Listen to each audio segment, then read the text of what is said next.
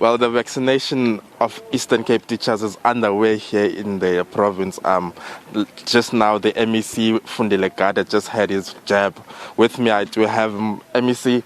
A very good afternoon, a very good morning to you, sir. Tell us about the process that will unfold when 72,000 teachers get vaccinated during this period. Yes, good morning to you, and also good morning to the listeners and viewers of the SABC. We have started a program of vaccination today as per the plan of the provincial government. We are ensuring that we up the game in terms of the campaign and also the publicity to ensure that we diffuse the theories that could detract people from making sure that they vaccinate. Because in the majority of cases, there are so many people that have got their own theories on quite a very scientific matter like this, which might create a problem for us as government and also as citizens of the country. You will remember that vaccination by design will always have its own side effects by design. But what is critically for the provincial government is to ensure that when we have done the vaccinations as per the plan, by end of next week, possible Thursday, we'll be starting to vaccinate teachers and the workforce of the Department of Education, targeting those that are above 40 years because they are a bit risky in terms of the research that has been made and also in terms of the dose that have arrived in the country. So we must target the risky ones as starting to vaccinate them and proceed with the ones that are below 40 years.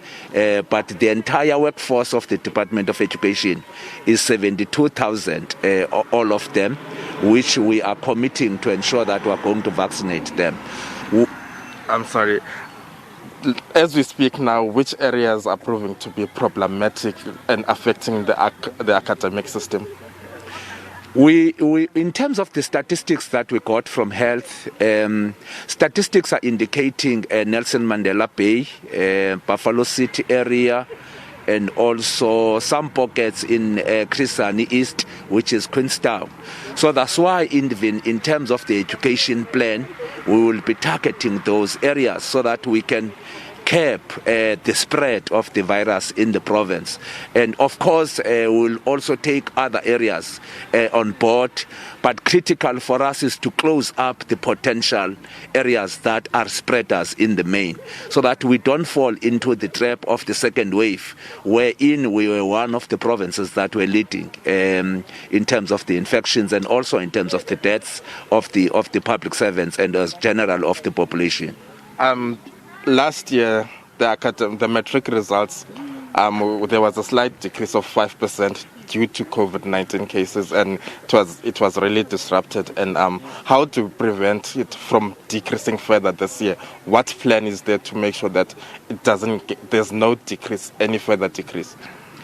We have developed a recovery plan for almost all the 12 districts that we have. Yesterday, we were making an analysis of the first quarter for the FET band, in fact, all of them, because our attitude was that the grade 11s of last year, which are grade 12s now, have got a content gap generally in the country.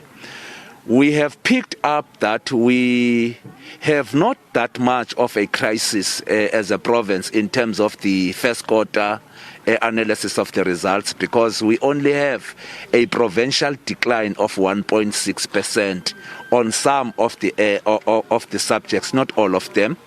But what surprises me in terms of the report yesterday was that there are subjects that have performed quite very well, albeit the challenge of the COVID-19 of 2020.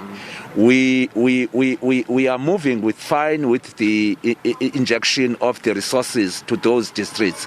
But critically for us is to focus on OR Tambo Coastal, which has got 15,000 grade 12s alone, with 8,000 for maths and science alone.